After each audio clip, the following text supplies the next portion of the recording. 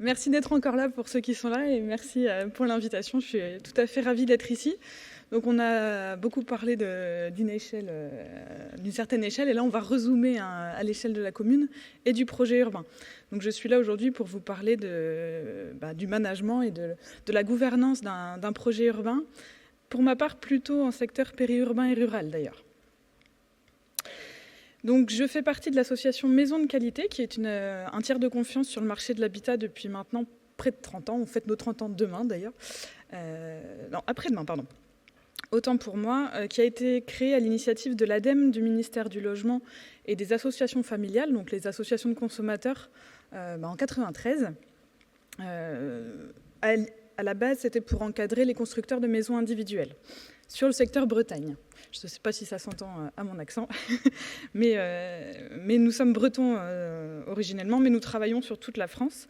Et l'objectif, c'est d'accompagner l'ensemble des acteurs précurseurs de la construction et de l'aménagement dans la création de valeurs sociales et environnementales.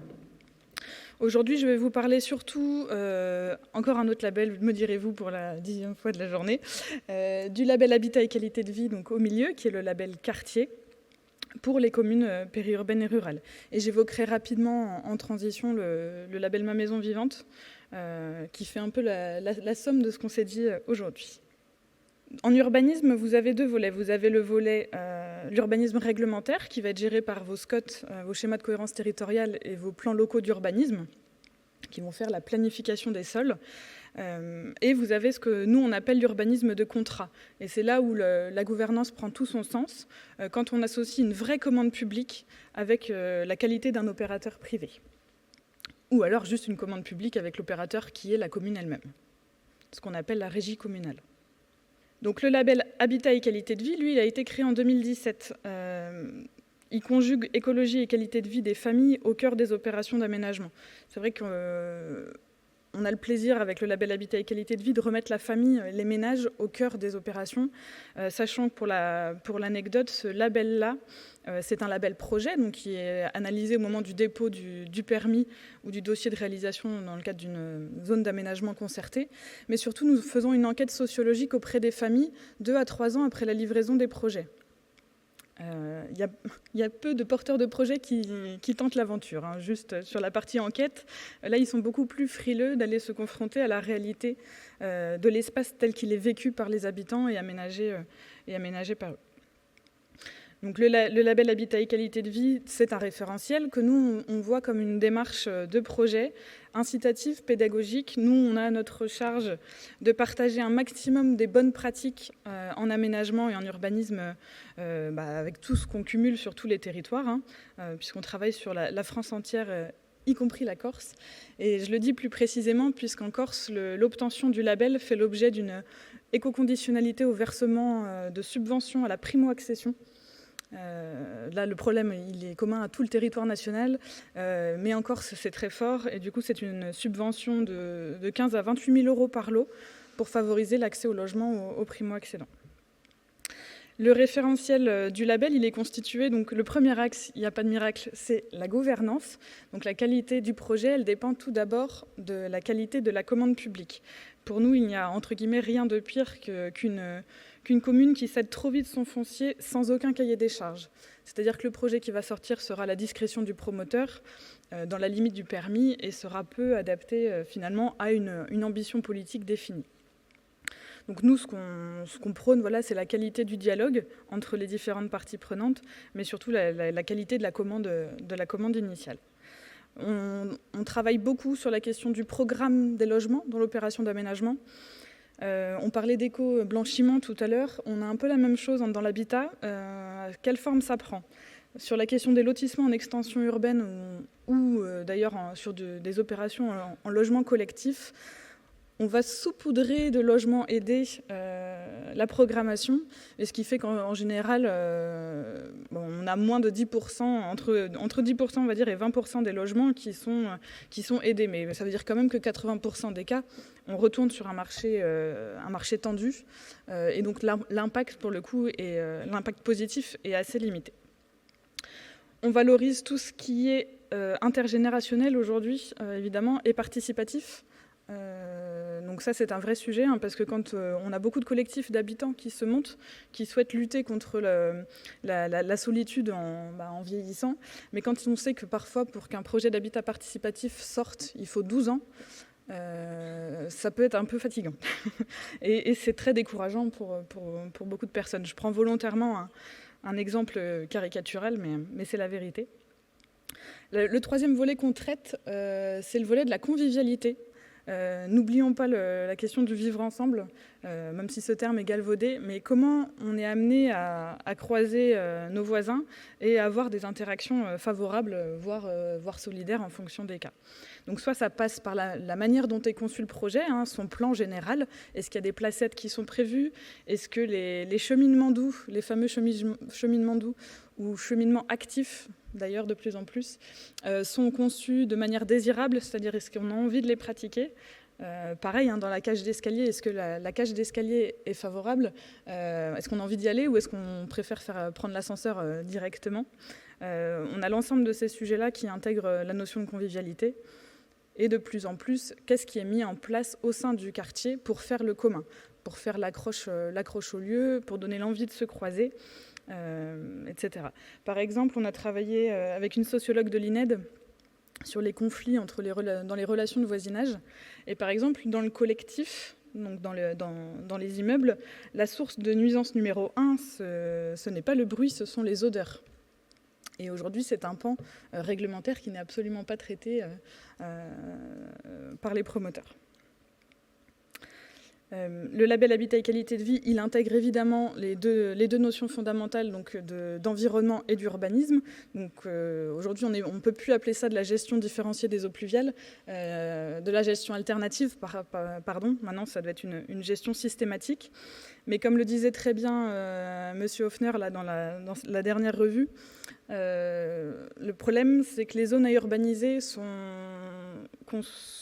localisées, on va dire, de manière un peu arbitraire, au regard de la nature du sol. Et j'ai beaucoup de promoteurs ou d'aménageurs qui viennent me voir en me disant là je suis bien bloqué par rapport à votre label parce que de toute façon les zones urbanisées de la commune ne sont pas infiltrantes parce qu'il n'y a pas cette dimension, 3 dimensions qui est intégrée dans la planification territoriale pour l'instant, mais j'ose espérer que ça va venir. Il y a la question de la densité, pour parler aux préoccupations très proches des élus locaux, notamment en périurbain et rural. L'acceptabilité de la densité, c'est un vrai sujet. Demain, il y a le programme local de l'habitat de Rennes Métropole qui va passer en commission. Dans tout le périurbain, pour ceux à qui ça parle, on va être sur une densité minimale, donc y compris dans les campagnes, à 35 logements par mètre carré, par hectare, pardon. 35 logements par hectare, c'est 10 de plus que ce qui se faisait auparavant, mais y compris dans les campagnes. Donc en zone plus urbaine, ça va monter plus haut. Ce qu'on craint, c'est ce qu'on appelle l'effet de seuil. On le voit beaucoup à Nantes Métropole, par exemple, avec des communes périphériques à la métropole qui s'estiment rurales, que nous, de l'externe, on perçoit comme métropolitaines, et qui du coup rejettent les formes urbaines métropolitaines, donc les formes urbaines denses, le participatif, les écomatériaux. Alors, pour parler mobilité, la question du stationnement déporté, c'est-à-dire le fait de ne pas accéder en fait, à son logement en voiture. Ça, on voit un peu de tout sur ce sujet-là. Il y a des expérimentations qui sont faites et qui méritent encore d'être travaillées. Et voilà, on a cette question de l'effet de seuil par rapport à la densité. Et c'est vraiment important de travailler là-dessus. Donc pour gérer cette nouvelle densité, il y a un sujet, c'est les intimités, comment on gère les intimités dans le logement, les vis-à-vis, bien entendu, pour garder une densité désirable. Et alors ça parlera beaucoup aux élus et notamment aux adjoints à l'urbanisme, la question des clôtures, qui est vraiment le cœur des plaintes et des conflits de voisinage. Donc cette question des clôtures, on peut tenter plein d'expérimentations sur le sujet. Donc soit les aménageurs les réalisent eux-mêmes afin déjà d'avoir quelque chose quand les gens investissent leur logement. Donc là, encore une fois, je parle surtout des extensions urbaines. Mais de toute façon, on ne pourra pas lutter contre des dérives d'usage qui sont tout à fait humaines. Donc, c'est-à-dire, on met par exemple une clôture en ganivelle et puis on va aller chercher ensuite un bon bout de plastique pour monter la clôture en limite séparative.